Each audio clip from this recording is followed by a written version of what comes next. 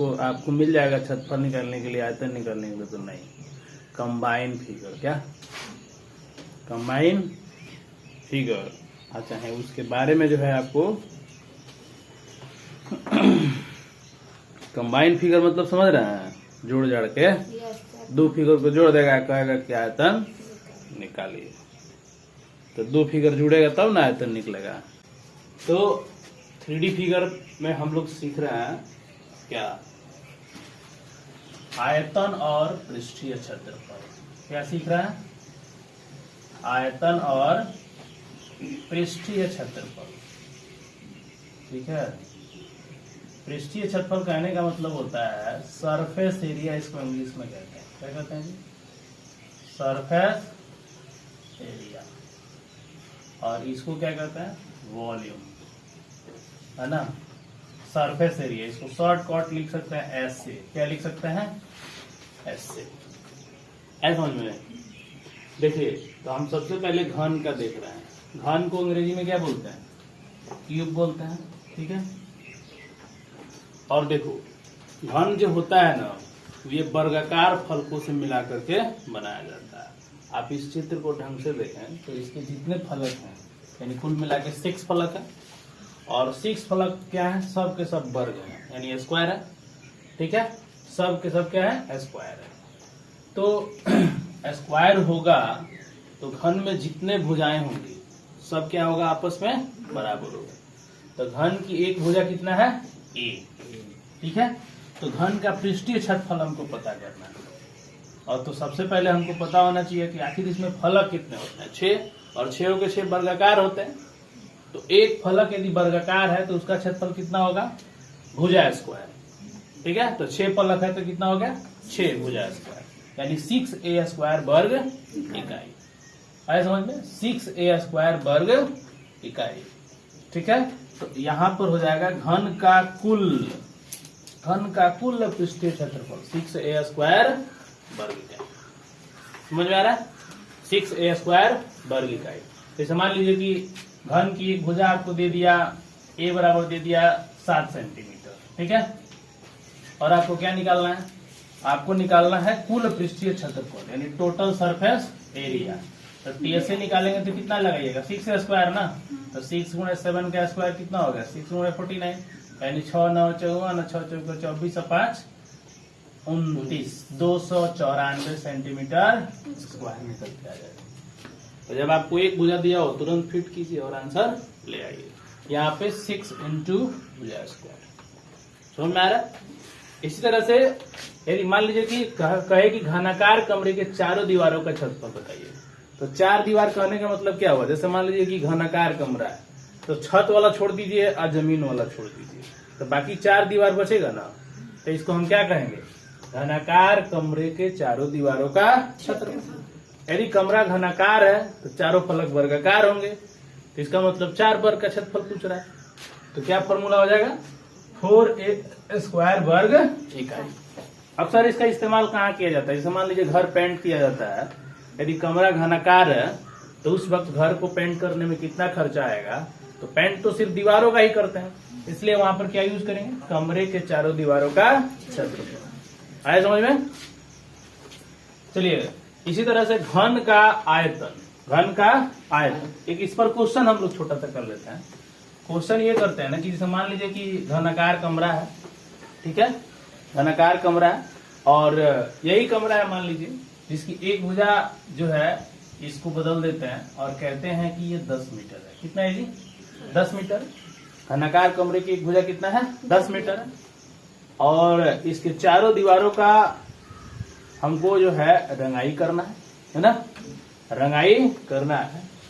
तो आपको उसमें रेट दिया रहेगा, दर क्या दिया रहेगा कि 10 रुपए पर मीटर स्क्वायर, पर मीटर स्क्वायर के हिसाब से कितना खर्चा आएगा। ठीक है, तो कितना खर्चा आएगा, तो सबसे पहले क्या निकाल लेंगे, एरिया।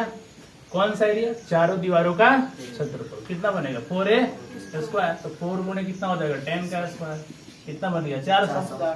तो 400 आपका एरिया जो है आ गया। आप ऐसे भी लिख सकते हैं मीटर स्क्वायर। ठीक है, अब खर्च पूछ रहा है, कह रहा है कि 1 मीटर स्क्वायर में कितना खर्चा हो रहा है 10, तो 400 में कितना खर्चा होगा, कुल खर्च कितना हो जाएगा, हाँ कुल खर्च 400 गुणे 10 यानी RS 4000 रुपए कुल खर्च आ जाएगा। ठीक है, ऐसा समझ में। अगला क्या है, घन का आयतन। घन का आयतन, घन का आयतन कहने का मतलब कि जो है उस घनाकार कमरे में, चाहे घन की जो भी एक आकृति है उसके अंदर कितना जगह है, कितना जगह, ठीक है, कितना स्पेस है, उस स्पेस को हम आयतन कहते हैं, वॉल्यूम कहते हैं। तो घन का आयतन यदि निकालना है तो आपको कक्षा 9th में सिखाया गया कि आयतन जब निकालिए ना तो क्या कीजिए, जो सतह का क्षेत्रफल है ना उसको ऊंचाई से मल्टीप्लाई कर दीजिए। ठीक है, तो आयतन कहने का मतलब क्या हुआ, सतह का क्षेत्रफल, सतह का क्षेत्रफल इंटू ऊंचाई। तो यहाँ पे सतह कहने का मतलब क्या हुआ, इसको हम आधार कह सकते हैं। क्या कह सकते हैं जी, आधार। तो सतह का क्षेत्रफल यानी आधार का क्षेत्रफल कैसा है, वर्गाकार है, तो वर्गाकार का क्षेत्रफल कितना होगा a स्क्वायर, ऊंचाई क्या है a है, तो a स्क्वायर गुणे यदि आप a करेंगे तो आंसर कितना आ जाएगा, a क्यू आ जाएगा ना। ठीक है, तो यदि आपको आधार का क्षेत्रफल मालूम है तो ऊंचाई से मल्टीप्लाई कीजिए। आयतन कब बढ़ेगा, जितना ही ऊंचाई आप भगाते जाइएगा उतना ही जो है कमरे का आयतन बढ़ते जाएगा। ऊंचाई बढ़ाने का मतलब आयतन बढ़ाना। ठीक है, बेस आपका फिक्स है तो ऊंचाई बढ़ाना पड़ेगा आपको। आया समझ में।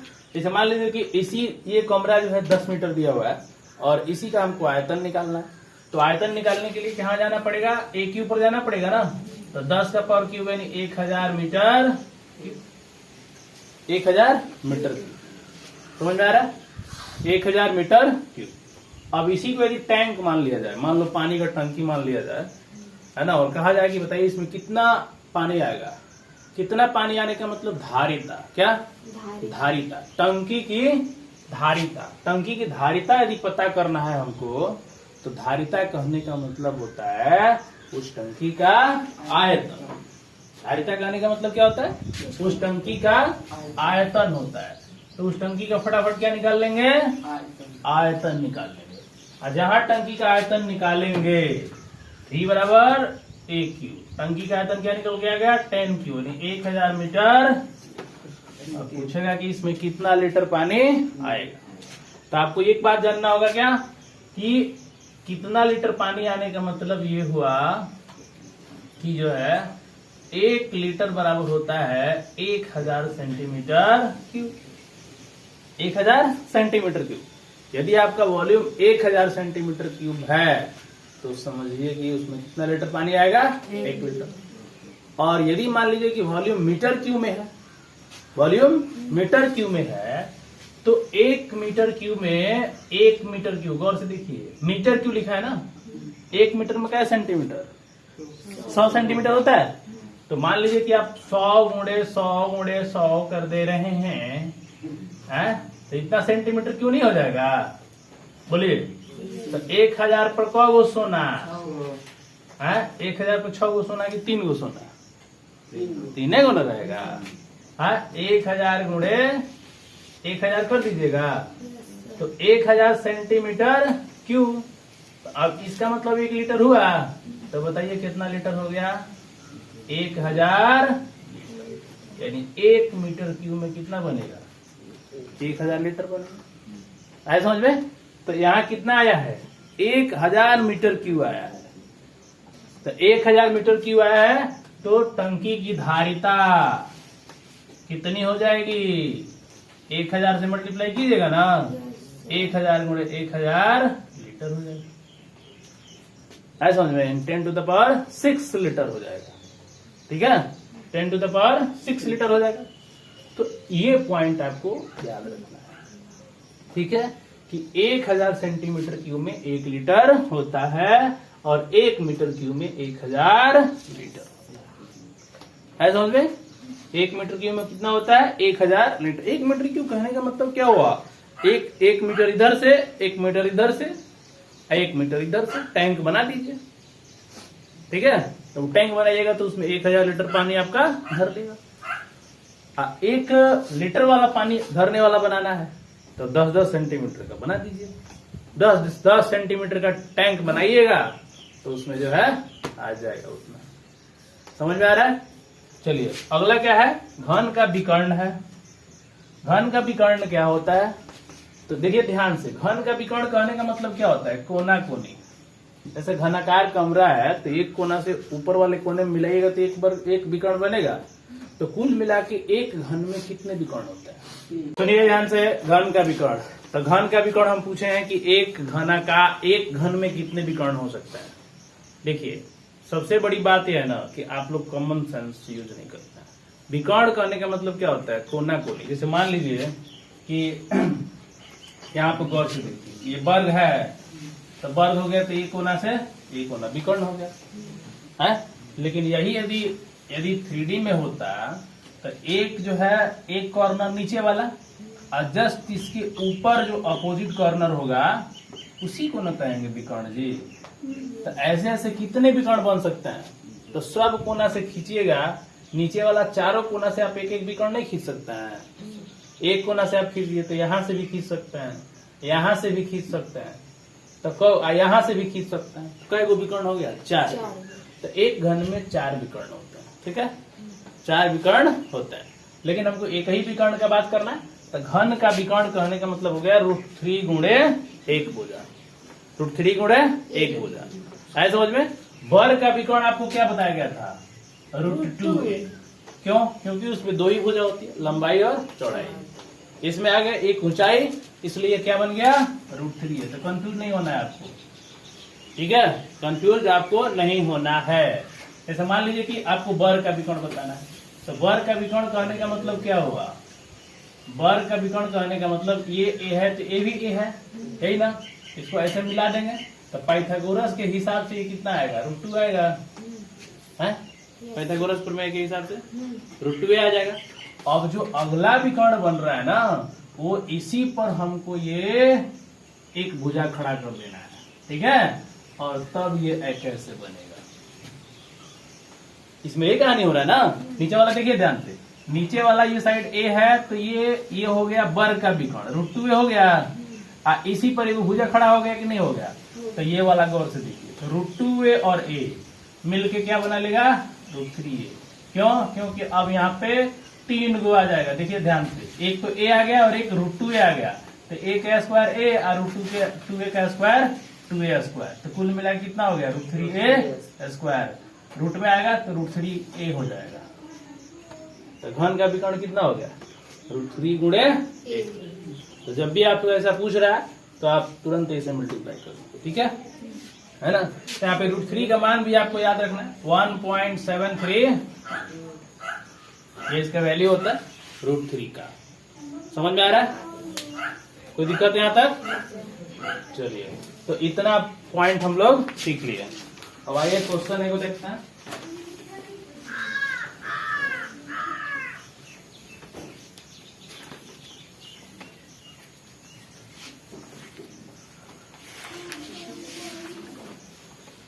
ये है ना कि एक बहुत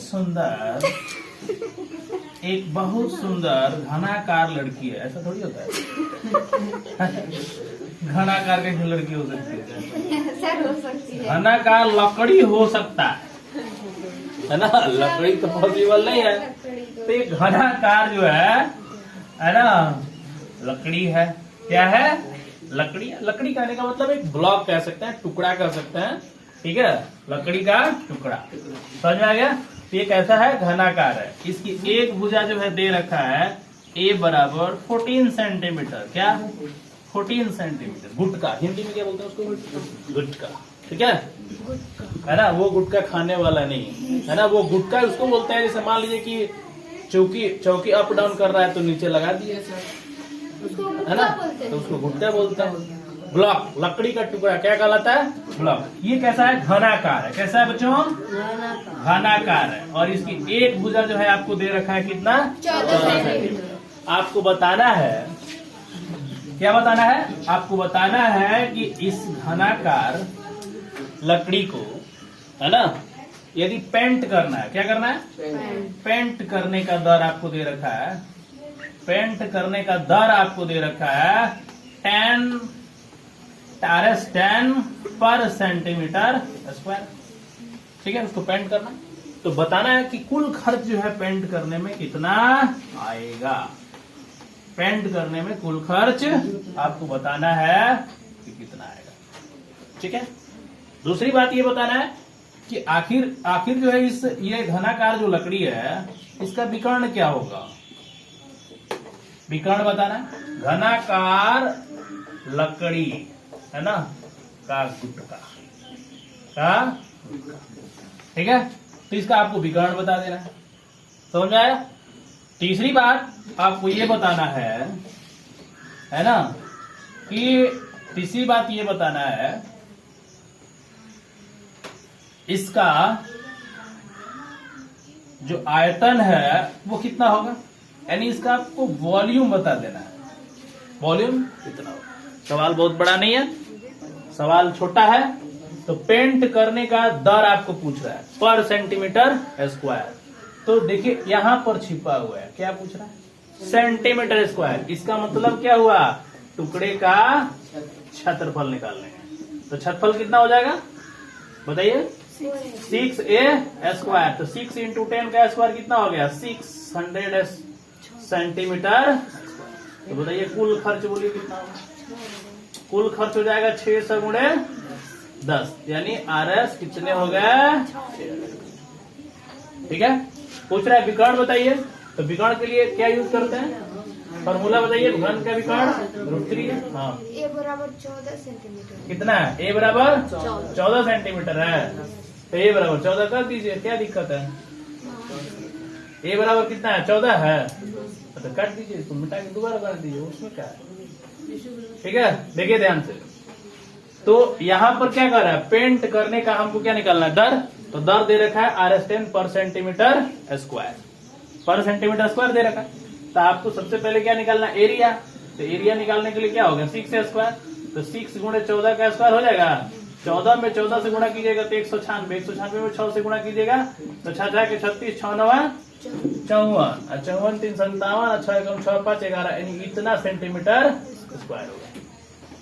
समझ में आ गया। कह रहा है कुल खर्च निकालना है, तो जरा गौर से देखिए, 1 सेंटीमीटर स्क्वायर का खर्च कितना है, 10 है। तो कुल खर्च कितना हो जाएगा, 11 ये मल्टीप्लाई कर देना 10 से, तो इतना रुपए खर्च हो जाएगा, यानी 11,760 रुपए का खर्चा आएगा। बताइए गुटका कितना है, छोटा सा, खर्च कितना आ रहा है, 11,000। 1 सेंटीमीटर स्क्वायर का खर्च कितना आ रहा है, 10 रुपया। 1 सेंटीमीटर स्क्वायर का खर्च कितना आ रहा है, 1 सेंटीमीटर स्क्वायर का खर्च 10 रुपया आ रहा है। बताइए, तो पूरा टोटल रंगना है हमको, 14 सेंटीमीटर का है ये है, तो 11,000 रुपये खर्चा आएगा। ज्यादा खर्चा नहीं आ रहा है। ठीक है, तो इसके लिए हमने क्या निकाल लिया, आयतन निकाल लिया 6 स्क्वायर से, और 6 स्क्वायर करने का मतलब मल्टीप्लाई कर दिया है ना। 6 के 36, 14 14 57, 11, 10 से मल्टीप्लाई कर दिया, आ गया आंसर। दूसरा क्या है, घन का आपको विकर्ण निकालना है। विकर्ण के लिए क्या फॉर्मूला है, √3, और a का वैल्यू बताइए 14, तो कितना हो जाएगा, 14√3। करेक्ट वैल्यू आपको निकालना है, तो 14 × 1.73 आप 2 रख दीजिए। 14 28, 14 42, 2 44, और 14 98 और 4 102, और 14 एकम 14 10 24। कितना सेंटी, 3 गो के बाद 3 गो के बाद लगे, यानी 24.248 सेंटीमीटर है। समझ में। अब इसके बाद क्या निकालना है, आयतन।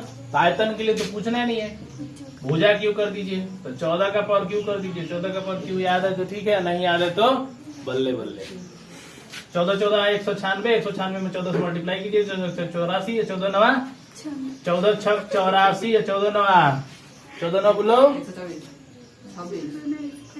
126, 126 और 8 कितना हो गया, 34, 14 कम 14 3 14 कम 14 3 17, 1744 सेंटीमीटर क्यूब आ गया। सर, तो 14 का पारा नहीं है।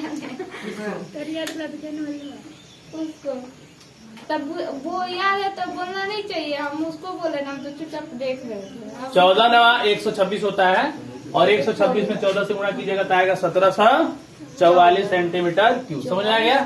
समझ में आ गया? कोई दिक्कत इसमें नहीं है।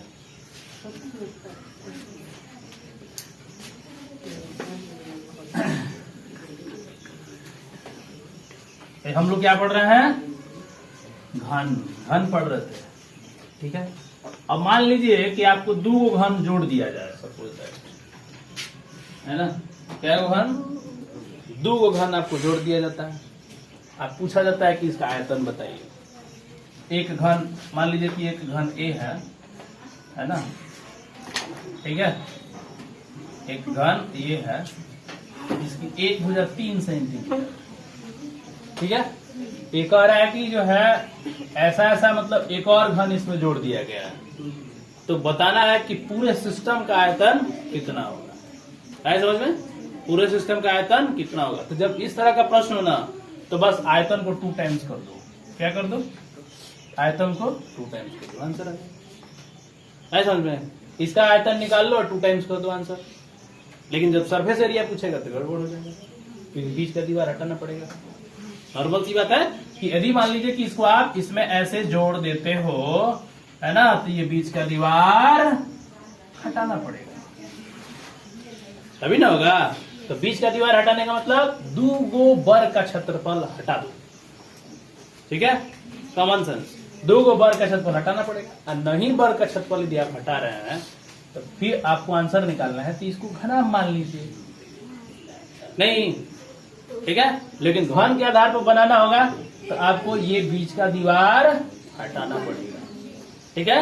यदि आयतन पूछ रहा है तो बस 2 टाइम्स कर दो, आयतन में थोड़ी परिवर्तन हो जाएगा। तो मान लीजिए एक का आयतन कितना हो गया? 3 त्रिका 9 त्रि 27, 27 गुना 54 सेंटीमीटर, 27 गुना 54, ऐसा ना होता है, समझ में आ रहा है? 54 सेंटीमीटर, ठीक है। तो इस तरह से भी प्रश्न आते हैं एग्जाम में। ऐसे ऐसे मान लो कि दे देगा 2 सेंटीमीटर, 3 सेंटीमीटर, 4 सेंटीमीटर, ठीक है। तीनों को जोड़ दिया गया, तीनों क्यूब को जोड़ के एक घनाभ बना दिया गया। इसका आयतन, इसका पृष्ठ क्षेत्रफल, इसका वो, इसका ए, इसका वो निकाल दिया। अब आपके आधार, आपका दिमाग पर निर्भर करता है कि आप कितना अपना दिमाग यूज करते हैं। समझ में आ गया?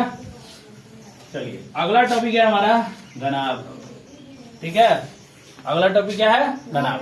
देखिए घनाभ कहने का मतलब ना, इसका फलक जो होता है ना, आयताकार होता है। कैसा होता है? आयताकार। देख रहे हैं ना, आयताकार। कैसा फलक होता है? आयताकार फलक होता है। और आयताकार फलक से ही क्या बनता है? घनाभ बनता है, घनाभ, ठीक है। तो आयताकार फलक होगा तो एक लंबाई होगी और एक चौड़ाई होगी और तीसरी एक ऊंचाई, तब जाके कहलाएगा घनाभ। हाँ, अंग्रेजी में इसको बोलते हैं क्यूबॉइड। क्या बोलते हैं? समझ में आ रहा है? अंग्रेजी में क्या बोलते हैं इसको? क्यूबॉइड बोलते हैं। देखो सारा फंक्शन उसी तरह रहेगा, आपको सारा काम बस थोड़ा सा फॉर्मूला चेंज हो जाएगा, सोच आपका सब एक ही जैसा रहेगा। देखिए तो इसका हमको क्या निकालना है? घनाभ का क्या निकालना है? चलिए एक बात आपको ये क्लियर हो गया कि घनाभ के सभी फलक आयताकार होते हैं। घनाभ के सभी फलक आयताकार होते हैं। अब बताइए इसमें कितने फलक होंगे? 6 फलक होंगे। बताइए कितने फलक लंबाई और चौड़ाई वाले होंगे? कितने फलक लंबाई और चौड़ाई वाले होंगे? बोलिए, लंबाई और चौड़ाई वाले फलक कितने होंगे? हाँ कैसे? लंबाई और चौड़ाई वाला फलक, एक नीचे का हाँ, और एक ऊपर का। तो ऊपर का कब हो गया? तो ही ना हुआ।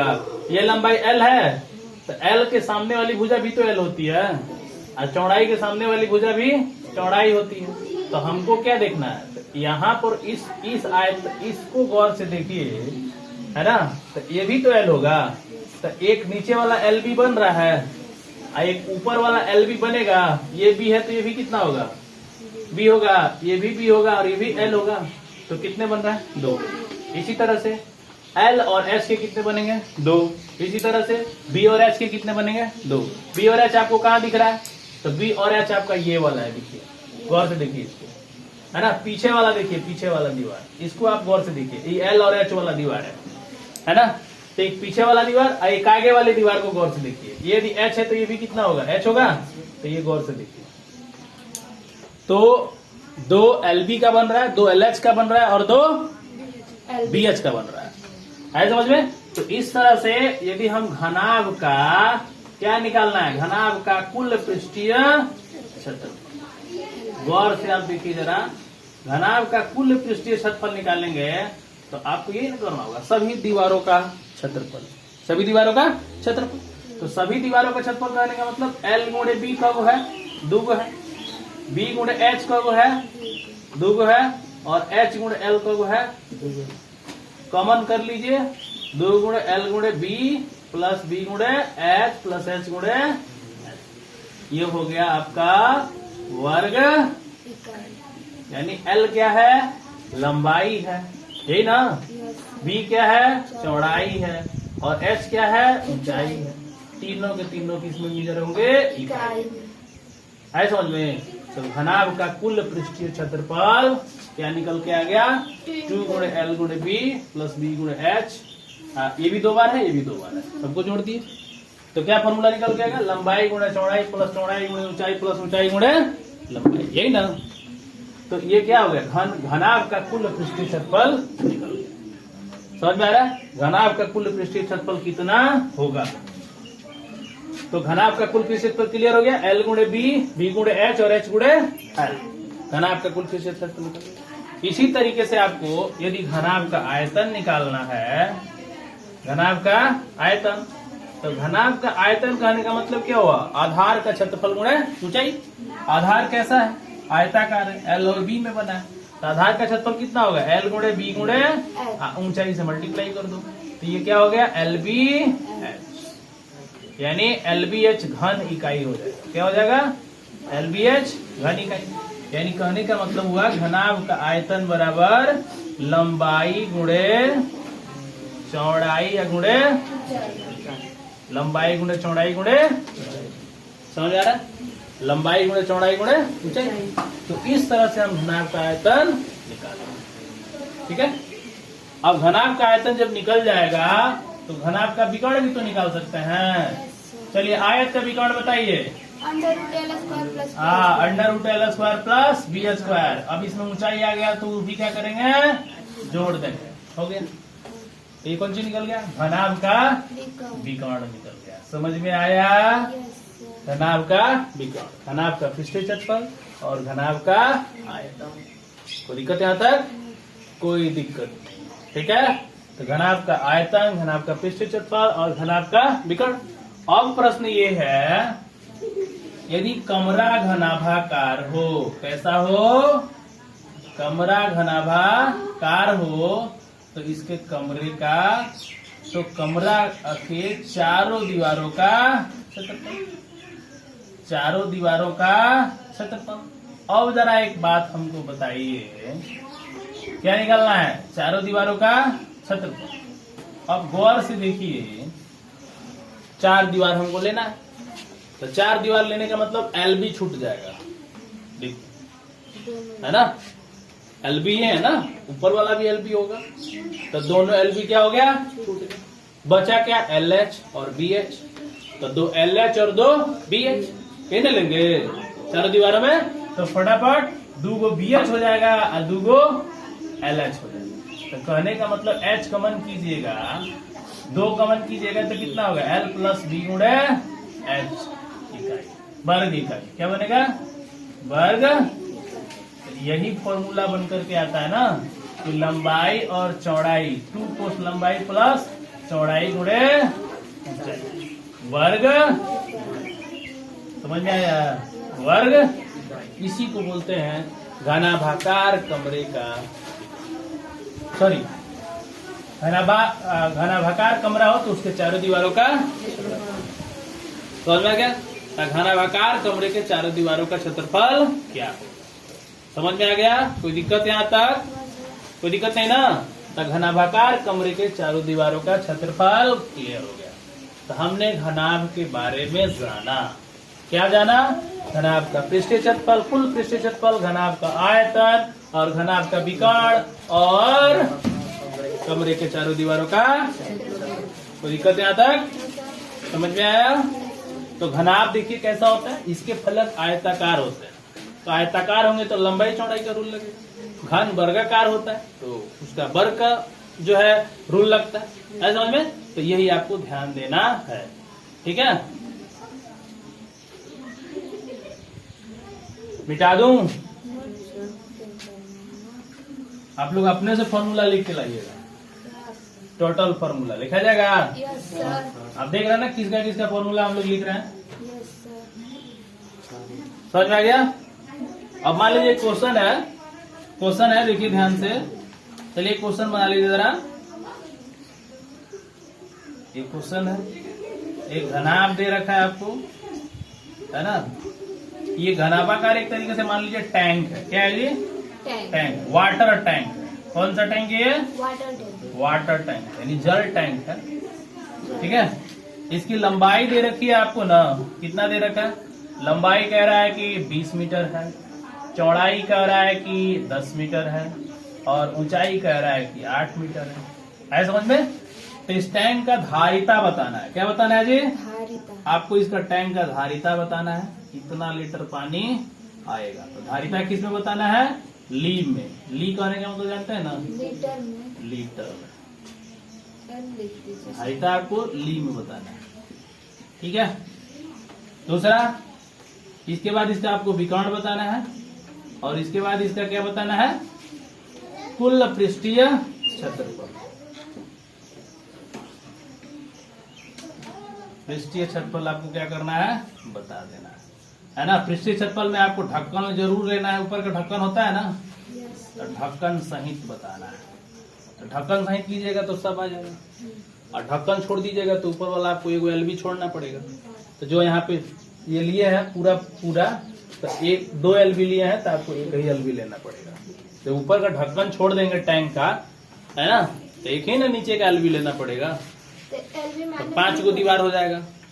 माइनस क्यों करेंगे? मतलब माइनस भी कर सकते हैं, लास्ट में आप माइनस भी कर सकते हैं। ढक्कन नहीं लेना। ढक्कन का क्षेत्रफल माइनस कर सकते हैं। तो ये क्वेश्चन जरा जल्दी कर लीजिए और करके बताइए कितना आ रहा है। हम लोग